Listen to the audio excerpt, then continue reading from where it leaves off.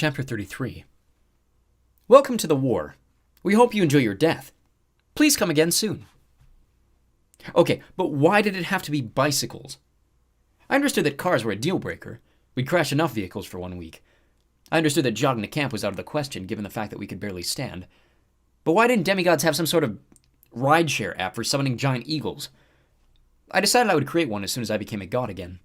Right after I figured out a way to let demigods use smartphones safely. Across the street from Target stood a rack of canary yellow Gogolo bikes. Meg inserted a credit card into the kiosk. Where she got the card, I had no idea. Freed 2 cycles from the rack and offered one to me. Joy and happiness. Now we could pedal into battle like the neon yellow warriors of old. We took the side streets and sidewalks, using the columns of smoke in the hills to guide our way. With Highway 24 closed, traffic was snarled everywhere, angry drivers honking and yelling in threatening voices. I was tempted to just tell them that if they really wanted to fight, they could follow us. We could use a few thousand angry commuters on our side. As we passed the Rockridge BART station, we spotted the first enemy troops. Pound-Eye patrolled the elevated platform with furry black ears folded around themselves like firefighter turnout coats, and flathead axes in their hands. Fire trucks were parked along College Avenue, their lights strobing in the underpass. More faux firefighter Pound-Eye guarded the station doors, turning away mortals. I hope the real firefighters were okay, because firefighters are important. And also because they're hot. No. That wasn't relevant right then. This way. Meg veered up the steepest hill she could find, just to annoy me. I was forced to stand as I pedaled, pushing with all my weight to make progress against the incline. At the summit, more bad news. In front of us, arrayed across the higher hills, troops marched doggedly toward Camp Jupiter. There were squads of Blemier, Pound-Eye, and even some 6-armed Earthborn who had served Guy in the recent unpleasantness, all fighting their way through the flaming trenches, staked barricades, and Roman skirmishes trying to pull my archery lessons to good use. In the early evening gloom, I could only see bits and pieces of the battle. Judging from the massive glittering armor and the forest of battle pennants, the main part of the Emperor's army was concentrated on Highway 24, forcing its way toward the Caldecott Tunnel.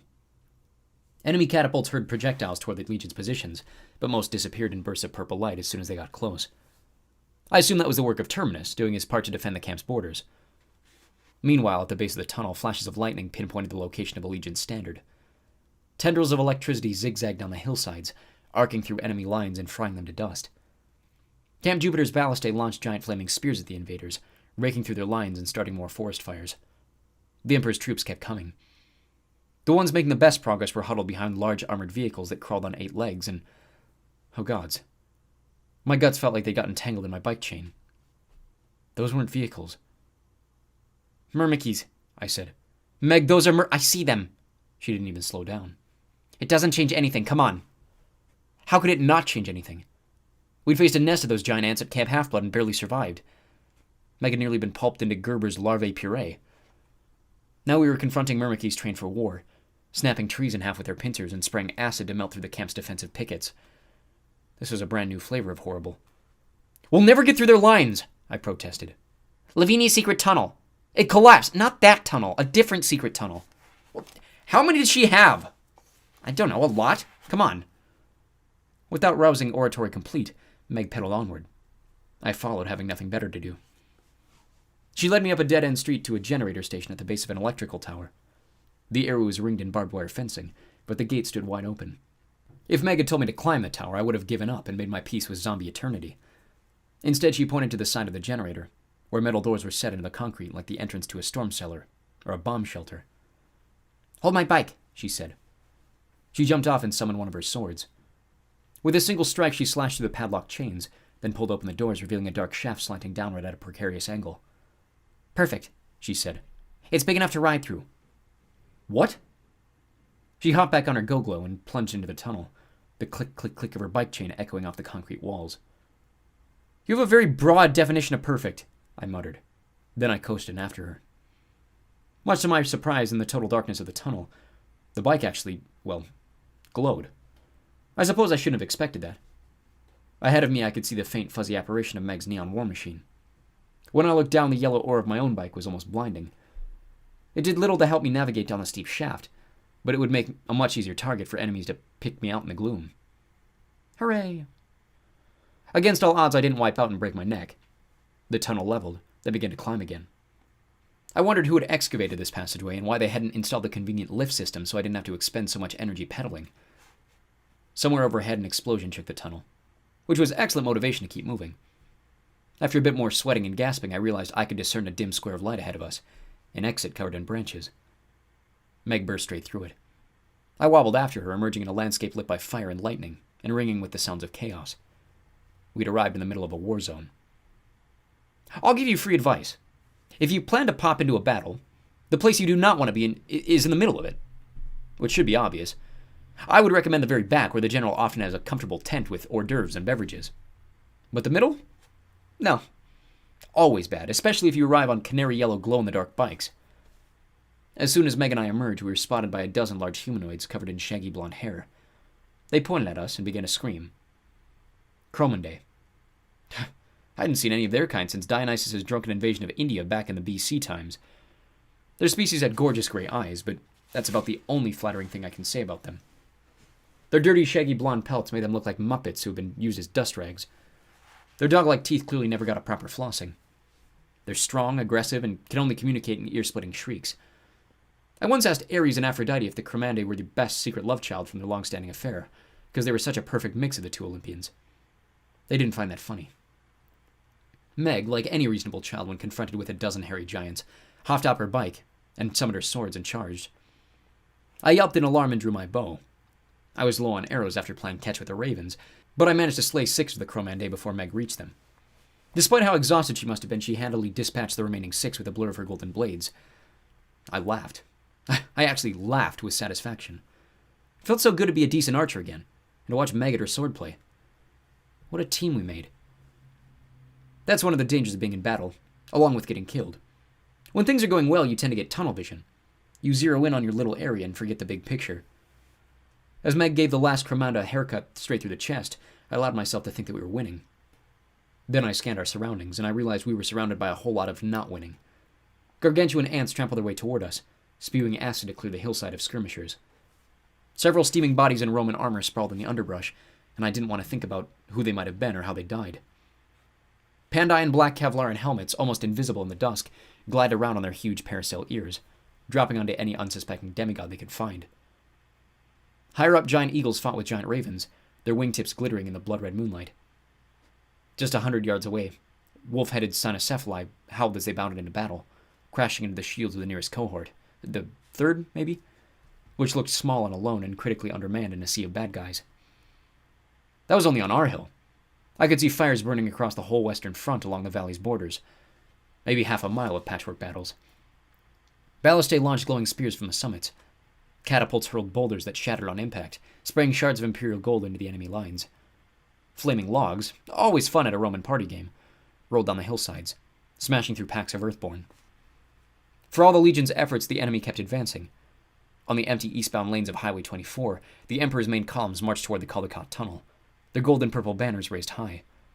Roman colors. Roman emperors bent on destroying the last true Roman legion. This was how it ended, I thought bitterly. Not fighting threats from the outside, but fighting against the ugliest side of our own history. Testudo! A centurion's shout brought my attention back to the third cohort. They were struggling to form a protective turtle formation with their shields as the cynocephali swarmed over them in a snarling wave of fur and claws. Meg! I yelled, pointing to the imperiled cohort. She ran toward them, me at her heels. As we closed in, I scooped up an abandoned quiver from the ground, trying not to think about why it had been dropped there, and sent a fresh volley of arrows into the pack. 6 fell dead. 7. 8. But there were still too many. Meg screamed in fury and launched herself at the nearest wolf-headed men. She was quickly surrounded, but our advance had distracted the pack, giving the third cohort a few precious seconds to regroup. "Offense Romulus!" shouted the centurion. If you've ever seen a pill bug uncurl, revealing its hundreds of legs, then you can imagine what the third cohort looked as it broke Testudo and formed a bristling forest of spears, skewering the cynocephali. I was so impressed I almost got my face chewed off by a stray charging wolfman. Just before it reached me, Centurion Larry hurled his javelin. The monster fell at my feet, impaled in the middle of his incredibly unmanscaped back. "You made it!" Larry grinned at us. "Where's Reyna?" "She's okay," I said. She's alive." "Cool. Frank wants to see you ASAP." Meg stumbled to my side, breathing hard. Her sword's glistening with monster goo. "Hey, Larry, how's it going?" "Terrible!" Larry sounded delighted. "Carl, Reza, escort these two to Praetor Zheng immediately. Yes, sir. Our escorts hustled us off toward the Caldecott Tunnel, while behind us Larry called his troops back into action. Come on, Legionnaires! We've drilled for this! We got this!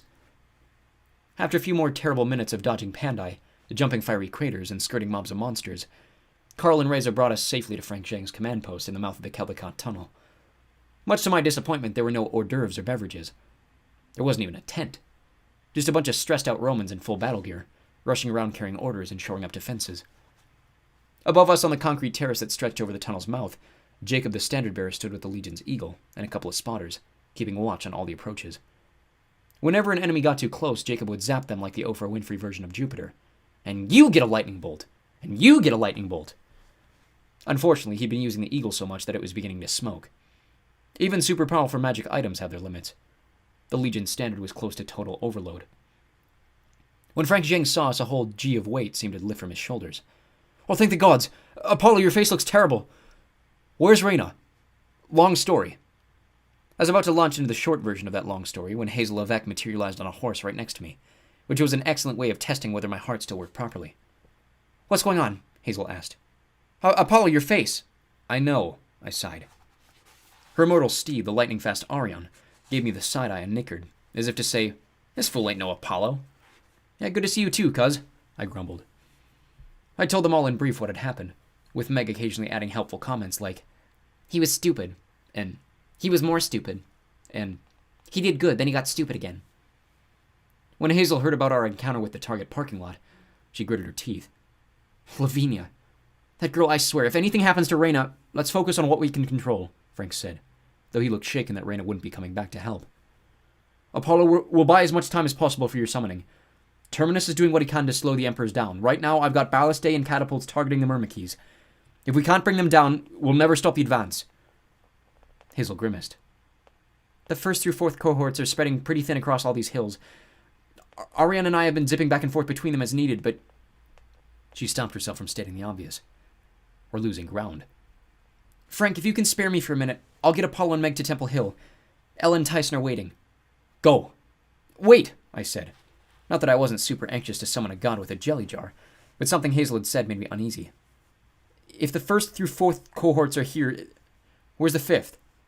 Guarding New Rome, said Hazel. Dakota's with them. At the moment, thank the gods, the city's secure. No sign of Tarkin. Pop. Right next to me appeared a marble bust of Terminus, dressed in a World War I British Army cap and a khaki greatcoat that covered him to the foot of his pedestal. With his loose sleeves, he might have been a double amputee from the trenches of the Somme. Unfortunately, I'd met more than a few of those in the Great War. The city is not secure, he announced. Tarkin is attacking. What? Hazel looked personally offended. From where? Underneath. The sewers, Hazel cursed. But how? Tarkin built the original Cloaca Maxima of Rome, I reminded her. He knows sewers. I remembered that. I sealed the exits myself. Well, somehow he unsealed them, Terminus said. The 5th cohort needs help immediately. Hazel wavered, clearly rattled by Tarkin outfoxing her. Go, Frank told her. I'll send the 4th cohort to reinforce you. Hazel laughed nervously. And leave you here with only 3? No. It's fine, Frank said. Terminus, can you open our defensive barriers here at the main gate? Why would I do that?